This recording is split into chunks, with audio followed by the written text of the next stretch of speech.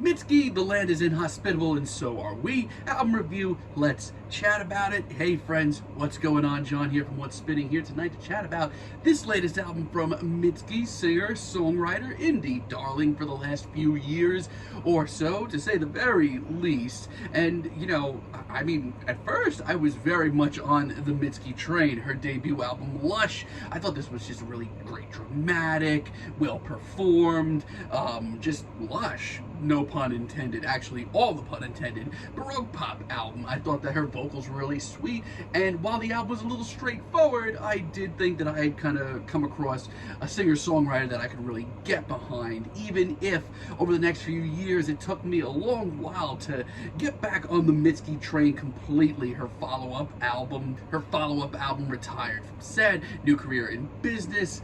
I thought this thing had some great moments, but my issue was after the first third of the album, I thought things just really took a nosedive. I had a lot of the same feelings for Bury Me and Makeout Creek. There were some really great moments on here, but there were also a lot of moments that just, I don't know, kind of made me shrug at the end of the day. And Puberty too.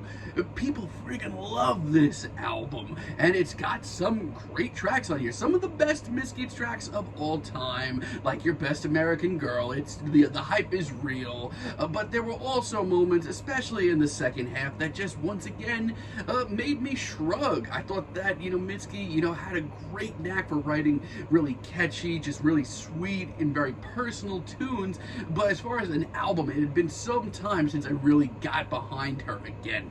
And then her Be the Cowboy album came out, and I thought that she nailed it. I thought that this was easily her best work in years. I just loved how big and dramatic and explosive it is at times. It's very artsy, not to mention the Geyser single still brings a tear to my eye. It's the real deal. Now, last year, I was really caught off with Mitski's last album, Laurel Hell.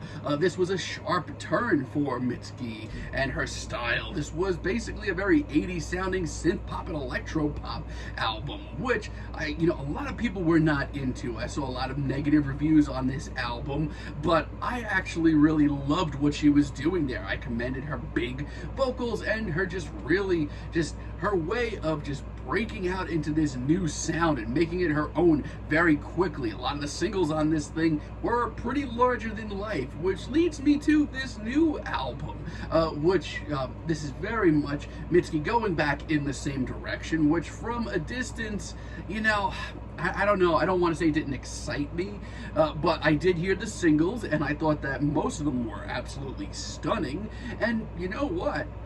For a classic Mitski sound, you know, that singer-songwriter, stripped-down folk tune, very personal lyric tracks from Mitski goes, God, this thing's great.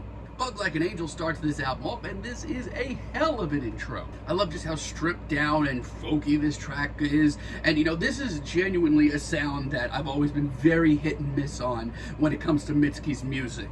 This track, though, is just scratching all the itches. I love the very warm group vocals that pop in for just the chorus, and just how whisper quiet the rest of this track is. It's a hell of a duality. It's the real deal, and Mitski, who has always been more of a somber singer, has truly reached just peak sad boy and sad girl music. As a matter of fact, this entire album, I mean, for the most part, as far as this very stripped down, very tragic, very somber sound from Mitski, I think this is some of her best tracks ever. Buffalo Replaced, on the other hand, is just so desolate, so unbearably quiet. It's got a little meat to this folk rock riff, just enough to just kind of, you know, keep things interesting. It's far from heavy, but Mitski in her performance is at her most commanding, and I do love that. The synths here just add just enough mystery and mysticism, just enough. And I don't know, as a whole, this track has such a quiet intensity to it, I can't say no. I also really love Heaven. This track shows a little bit of alternative country and Americana vibes. We get a surprising amount of that throughout the album, and it's usually done really, really well. And while, like I said, I've been very iffy on these sounds from Mitski in the past, I would argue production-wise and performance-wise, she's really going over the top here. And very clearly, she's still taking the same amount of risks, I'd argue, as her last album in a way. It's charming, lyrically this track is stunning, Mitski's vocals are absolutely divine. Add in some dramatic strings that pop in for the finale, you got a hell of a track. And I Don't Like My Mind is Mitski at her most real and personal, maybe a little too real. I mean, diving into some of the lyrics here of loneliness and the thoughts that you have when you are alone, it's something that a lot of us have experienced. Add in some heavenly vocals and some very classy strings once again, you've got a gut punch on your hands. Add in some vocals that are just absolutely heavenly and some twangy guitars, which I freaking love. You've got a gut punch of a tune. And I should add, a lot of the tracks on this album wear their hearts on their sleeve. They don't require a lot of digging into, but that's not a bad thing.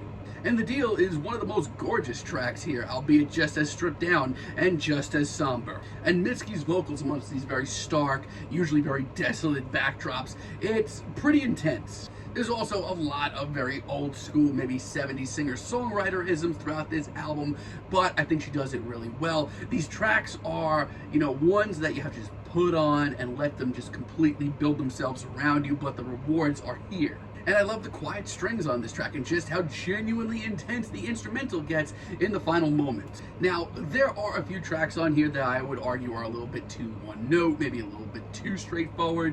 Like When Memories Snow, for one example. I mean, this track I originally really liked. It's lessened on me quite a bit. It's the shortest track here by far, and it's got some of her most grandiose vocals. But while I do salute that in the wintry instrumental that builds up around her, this track is just way too straightforward, and I don't know, I feel like it's unfinished in a way. And I'm Your Man, I think it's the worst track here. This is easily the most straightforward folk rock track on the album. It's just Mitski and her guitar, for the most part, which I'm not opposed to. I mean, a hell of a lot of tracks on here are just like that. But lyrically, this is easily the most ineffective track that we get here. And vocally, she doesn't sound so sure of herself. Dare I say, towards the end, it just gets genuinely repetitive, and that, to me, is shocking. Outside of that, though, I would argue that this is some of Mitski's finest work from start to finish. My Love, Mine, All of Mine is one of my favorite tracks here. I love the subtle pacing, the jazzy instrumental that pops in and out, and the warm group vocals once again. It's one of the more straightforward tracks here, but in this case, it absolutely works. The Frost is really good too. Once again, a lot of nods to Americana and alternative country, and that is doing a lot for me. I love how down home and stripped down this track gets. The twangy slide guitar as well. Great. This is once again one of my favorite tracks on this entire album. I'm just shocked by just how warm and cozy and inviting this track gets, just how somber it is as well. And while, with her last album, I was stunned by her ability to jump into synth pop and do it so well, this is scratching some itches that I didn't even know I had. Star, on the other hand, takes for a much more cosmic sounding track, orchestral, even epic. I mean, outside of this track's title, it remains pretty cosmic and experimental, especially for this album that has been fairly straightforward. Healthy doses of synths, strings, and a ton of drama. These are things that I wasn't expecting, but I'm glad they're here. But it still has that classic throwback singer-songwriter and retro pop sound to it throughout the track, and Mitski doesn't sound out of place at all. And by the end of this track, it's one of the most kaleidoscopic and colorful experiences here. It's a hell of a risk, but one that really pays off. And I Love Me After You is a great finale. This is a surprisingly dark and brooding track with some really intense pacing to it.